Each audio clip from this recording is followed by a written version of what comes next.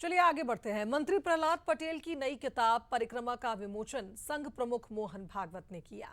इंदौर के brilliant convention centre में आयोजित विमोचन कार्यक्रम में सीएम डॉक्टर मोहन यादव भी मौजूद थे। परिक्रमा किताब में प्रहलाद पटेल ने भारतीय संस्कृति धरोहर जुड़े अपने एक्सपीरियंस शेयर किए हैं। इस कार्यक्रम में राज्य के कई बड़े राइटर्स और समाजसेवी मौजूद थे। कार्यक्रम को संबोधित करते हुए संघ प्रमुख ने कहा कि हमारे देश में कर्मवीर और तर्कवीर दोनों हैं, लेकिन दुनिया श्रद्धा और विश्वास पर चलती है।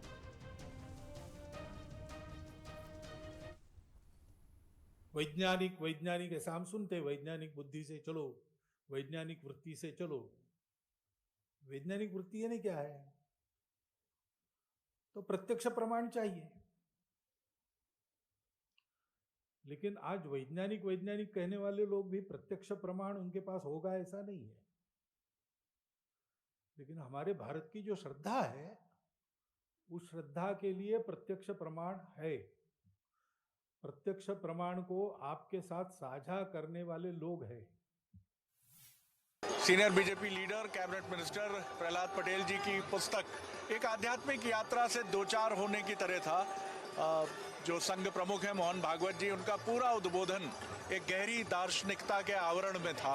और मेरे साथ हैं फलित, जो प्रहलाद पटेल जी की बिटिया हैं, और इस जर्नी पर युवा पीढ़ी की वो सदस्य हैं। इनकी जो सिस्टर हैं वो स्केचेस बनाती हैं और आप उसको और बेहतर करने की कोशिश करती हैं या एक सपोर्टिंग भूमिका निभाती हैं? मेरे हिसाब से हम लोगों का सपोर्टिंग प्रोफेशन है। वो आर्टिस्ट है, मैं आर्किटेक्ट हूँ।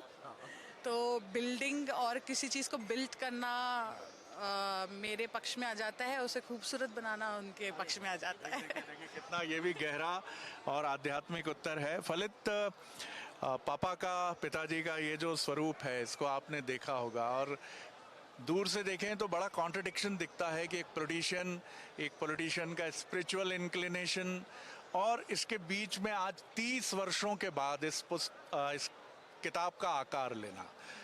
पापा के कितनी छवियां, पापा की कितनी इमेजेस आपके दिमाग में हैं? मुझे लगता है 1994 में पापा जी ने पहली बार परिक्रमा की थी। उस समय मैं कुछ 1 साल की रही होंगी। एंड 2005 में मम्मी और पापा जी दोनों ने साथ में परिक्रमा की, जब मेरा छोटा भाई फर्स्ट क्लास में हुआ करता था और मैं 6th में थी उस समय जी। तो क्योंकि माहौल और दादा दादी और मेरी नानी और मतलब मेरे मामा पक्ष में और मेरे दादा पक्ष में दोनों साइड ही बहुत ही आध्यात्मिक माहौल रहता था। और चूँकि हम लोग जॉइंट फैमिली से आते हैं तो बहुत ही ज़्यादा नेचर में और रूट्स में इनबिल्ट हो गया था। और जब वो परिक्रमा पर गए थे तब हम लोगों को कुछ अलग से ऐसा एहसास नहीं हुआ कि वो लोग गए हैं, क्योंकि हम लोग पहले से चाचा चाची, मामा मामी, दादा दादी के पास होते थे। लेकिन जब वो घर में होते हैं तो वो घर में होते हैं, वो पॉलिटिक्स से रिलेटेड कोई बात ऐसे घर पे करते नहीं हैं। उधर पे हम आध्यात्म से रिलेटेड, अपने करियर से रिलेटेड, या फिर हमारे सोशल नॉर्म्स हो गए, पर्यावरण हो गया, उससे रिलेटेड इस तरीके की बातें होती हैं। आपके लिए अध्यात्म, एक युवा पीढ़ी की सदस्य हैं आप, जिसको हम कहते हैं आजकल जेन ज़ी भी बोलते हैं। आपके लिए स्पिरिचुअलिटी, आध्यात्मिकता क्या है? मुझे लगता है चूँकि आजकल इंटरनेट सभी के पास एक्सेसिबल है, जानकारियाँ सभी को बहुत ज़्यादा प्राप्त होती हैं, लेकिन आध्यात्म मेरे लिए जो कि है कि जब तक आप उसको एक्सपीरियंस नहीं करेंगे आप अपना विवरण नहीं दे सकते। तो सभी के लिए वो अलग एक एक्सपीरियंस होता है। ठीक है, और यही बात भागवत जी ने भी कही जी बिल्कुल। कि यात्रा मैंने नहीं की, परिक्रमा मैंने नहीं की, परिक्रमा प्रहलाद जी ने की है।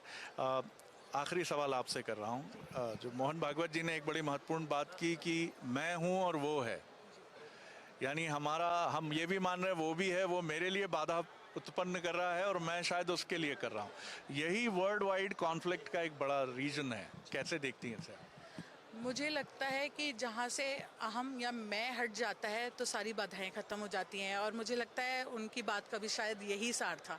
अगर हम इस चीज़ पे अमल कर सकते हैं और मैं से ऊपर जा सकते हैं, तो चाहे वो सोशली हो या हम अपने देश के प्रति, देशभक्ति के प्रति देखा जाए या पूरे संसार के प्रति देखा जाए, तो हम उस चीज़ से उभर सकते हैं और एक साक्षात्कार खुद से कर सकते हैं और सबको अपना सकते हैं। तो ये एक आध्यात्मिक उत्तर है और फलित जिस तरह से इस बात को कहती हैं तो आप समझ सकते हैं कि परिवार में संस्कारों की ये धारा, माँ नर्मदा की धारा की तरह परंपरा की ये धारा और अध्यात्म की भी ये धारा बहती रही है, जिसका मैं बहुत साफ तौर पर एक अंश देखता हूँ फलित में। बहुत धन्यवाद फलित आपका।